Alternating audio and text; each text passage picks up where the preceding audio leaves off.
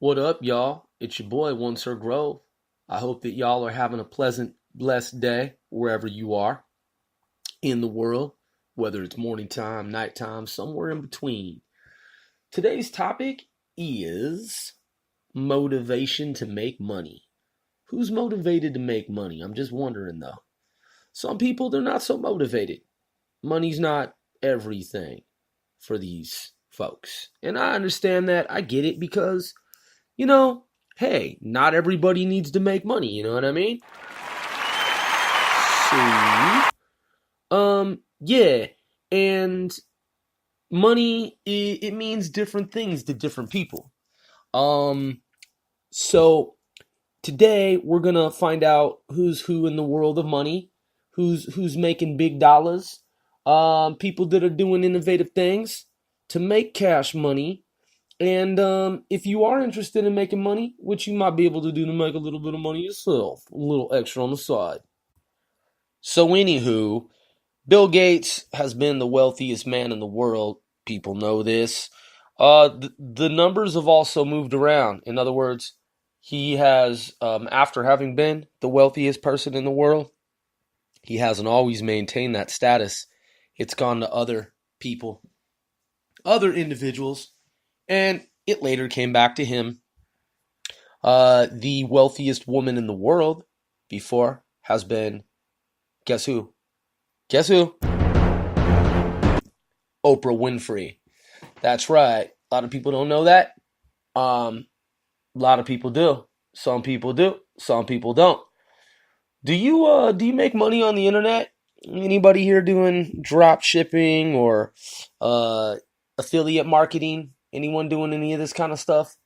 Doing these Shopify stores and all these different types of ways to sell these wolf mugs and obscure things that seem strange to I think most of society, but the niche markets, they purchase these things. Have you ever heard of this whole industry, this whole world? It's a growing industry. So a subsection of the population is involved in selling mugs and trinkets and weird, well, seemingly to the average person, kind of strange, different kind of things to these different crowds of people who buy these things quite regularly. So that's an interesting thing. And people are doing this to make money. You've got people like me doing podcasts, making money on the side. And there are all kinds of, work from home jobs. You can work from your car on, the public transportation, in a park, in a library, in a restaurant, in a coffee shop. You've got a smartphone, a tablet, some kind of device like a laptop, desktop. You can make money from anywhere in the world now. And but even though that's the case, not everyone really knows how to go about it. So some people are doing it, some people aren't. And it's a really interesting phenomenon in how this new wave has taken flight. You can see how after eBay, there was kind of the eBay world where when eBay debuted after its inception, there were a lot of people who raved about eBay. And there are all these different eBay insights, and people were talking about eBay this and eBay that. Well, flash forward to now, eBay it's a legacy system, and you have a bunch of other companies that have emerged that some people say have surpassed even eBay in their efficiency, their ability to do things faster and in a more compact, less complicated way. Shopify, for example. eBay it can be a very complicated system because it was the first to do it, right? Kind of, sort of. And it really was. And so it had a bunch of functions that not every, basic user knew about. So over time, as you had different levels of users, people with different levels of experience and expertise on eBay, You then had these companies that came forward and said, hey, we're going to do it differently. We're not going to do it. We're going to do it kind of sort of like eBay, but we're going to make it, in our opinion, easier. We're going to make it easier. And so people didn't have to then deal with some of the red tape and some of the different restrictions and different policies of eBay. They could, without having any physical inventory, they could just sign up for one of these websites, like I said, Shopify, and they could use the vendors that they had access to, that they do have access to, through those different Shopify companies, companies like, in other words, Shopify and companies like Shopify. And they, can ship those products to people at the click of a button. So that's an emerging trend. It's still emerging because some people are still, to this day, just now finding out about it. Some people don't even know, believe it or not. Even right now, some people do not even know that is something that can be done by, the average person. Word. So, yeah, man, it's amazing how you have these different waves that take place, these different phenomena in society. And when they're magnified on the internet, they often seem to us, or the observer, whomever the observer is, like everyone in the world's got to know, like mostly, right? Like so many people got to know, like they just got to know, right? But then you find out people don't, and you're like, oh, really? You've never used Mozilla Firefox before? Or you've never used Google Chrome? Or you don't remember Netscape because you never used it? Those are browsers. I get it. You've never done anything on eBay? Like you've never sold anything on eBay, even though eBay's been around for what 20 something years? You never did anything on eBay, let alone Shopify? You've always had a flip phone, like literally you've never had a smartphone. I mean, here's an example. Honestly, dude, I've never had an Apple product ever. Like ever. Never had an iPod, never had an iPhone ever. That's true, man. That's a true story, man. No disrespect to Apple, and no disrespect to those who have had an Apple iPhone, but I'm just saying it's a matter of phenomena and trends. Think of that, man. Consider that. In 2018, I am saying to you, I have never owned an iPhone. I could have purchased an iPhone. I could have easily obtained iPhones over the years. I never wanted one. I've never been an Apple person. And I know that Apple is an incredibly powerful company with zillions of dollars, more liquid cash than the U.S. government supposedly, and people rave about their products. I've just never had an Apple iPhone because they've never appealed to me.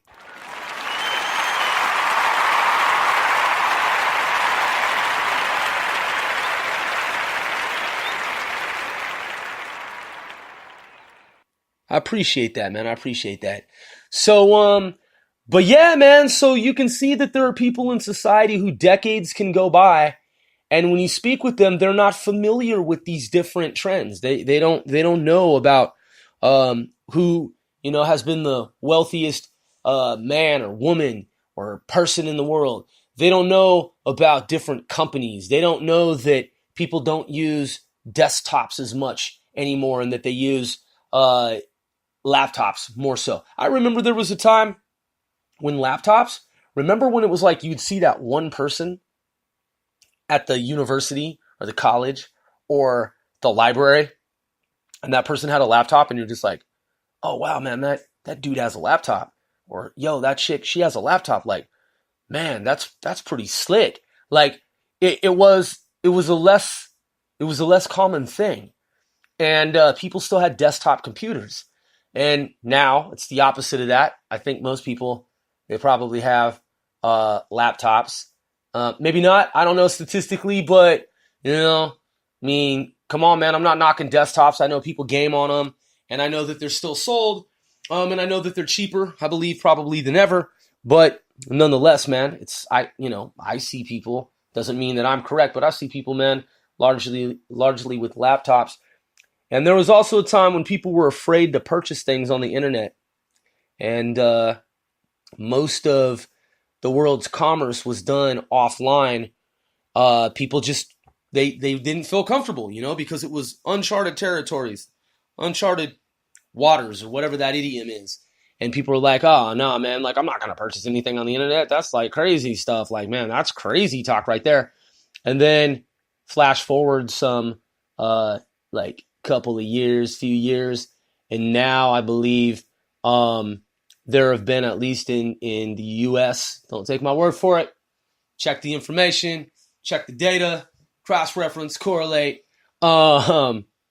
verify, confirm. But yeah, no, I think that there have been more transactions online annually now than there are offline retail brick and mortar transactions. Like more transactions are done on the internet than they are offline. So that's interesting how things flip, how things change. One day people are doing things one way, and then just before you know it, things are done the completely, totally opposite, like other different way. And that's a very interesting phenomenon. The whole thing, all the phenomena. And so, yeah, man, that's tech talk. That's money talk. People making money different ways. Writing jobs online, medical billing coding online. You got data entry online, foreign language translation online.